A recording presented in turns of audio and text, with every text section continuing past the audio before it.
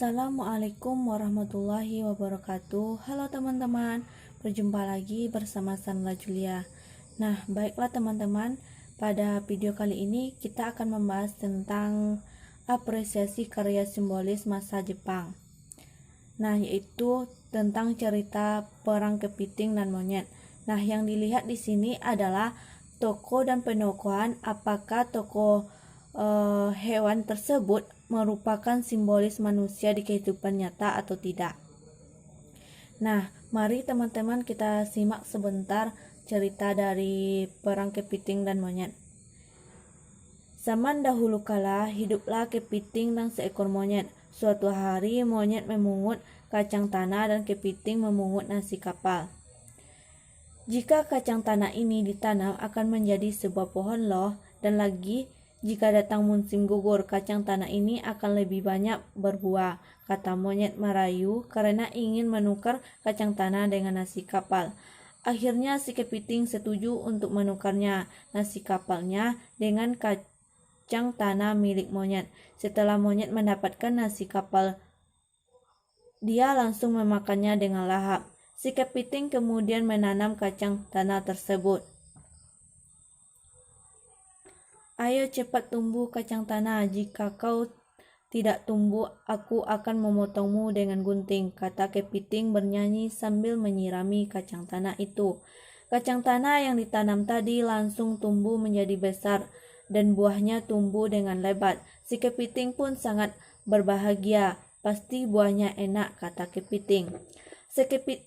Si kepiting yang berbahagia tadi mencoba naik ke atas pohon untuk mengambil buah kacang tanah, tetapi karena kepiting berjalan minggir, dia tidak bisa menaiki pohon tersebut. Akhirnya si kepiting meminta bantuan kepada si monyet. Si monyet dengan mudah naik ke atas pohon tersebut memakan buah kacang tanah tanpa memperdulikan si kepiting yang menunggunya di bawah. Nyam nyam nyam nyam. Si monyet memakani buah kacang tanah. Hei monyet, ayolah lempar buah itu padaku, kata si kepiting memohon. Si monyet yang merasa kesal melempari kepiting dengan buah yang paling keras. Kemudian buah tersebut mengenai si kepiting. Si kepiting itu jatuh tersungkur, kemudian ia pulang ke rumah. Si kepiting yang terluka parah merawat dirinya sendiri di rumah. Para teman-temannya datang menjenguk seperti Tuan Usu, Tuan Hachi, Tuan Kuri, dan Tuan Konbu. Apakah dia baik-baik saja, kata Tuan Hachi. Siapa yang melakukan ini semua, kata Tuan Konbu. Semua teman Tuan kepiting sepakat untuk memberi pelajaran pada monyet, tapi ketika mereka sampai di rumah monyet tidak ada. Karena monyet tidak ada di rumah, para teman-teman Tuan kepiting membuat rencana untuk memberi pelajaran kepada si monyet. Tuan Kuri bersembunyi di perapian, Tuan Hachi bersembunyi di balik gantong air, Tuan Usu bersembunyi di atas genteng, dan Tuan Konbu bersembunyi di balik pintu. Tidak beberapa lama akhirnya si monyet pulang ke rumah.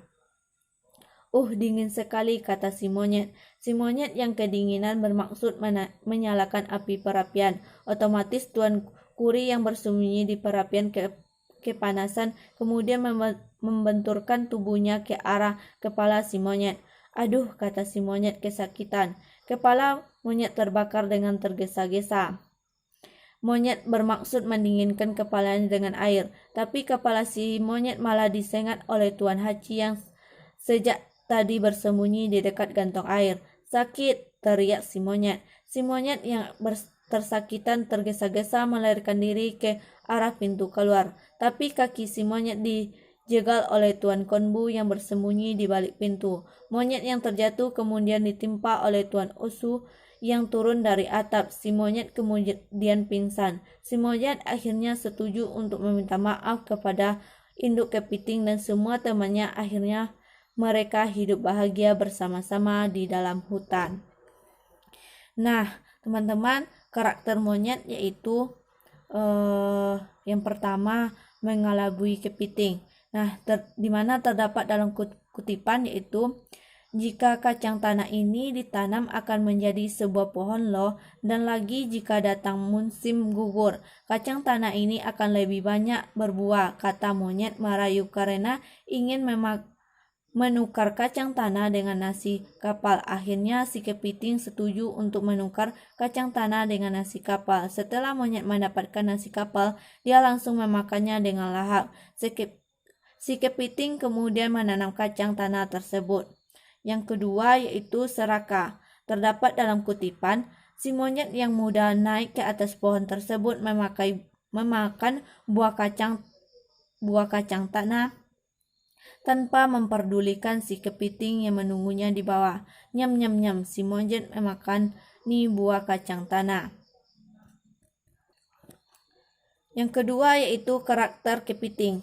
Nah, yang pertama yaitu percaya diri. Terdapat dalam kutipan, ayo cepat tumbuh kacang tanah. Jika kau tidak tumbuh, aku akan memotongmu dengan gunting, kata kepiting bernyanyi sambil menyirami kacang tanah itu.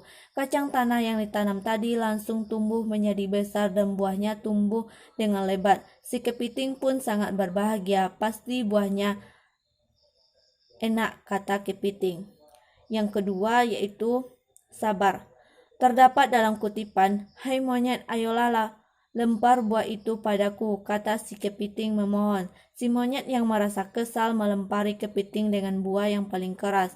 Kemudian buah tersebut mengenai si kepiting. Si kepiting itu jatuh tersungkur, kemudian ia pulang ke rumah. Si kepiting yang terluka parah merawat dirinya sendiri di rumah.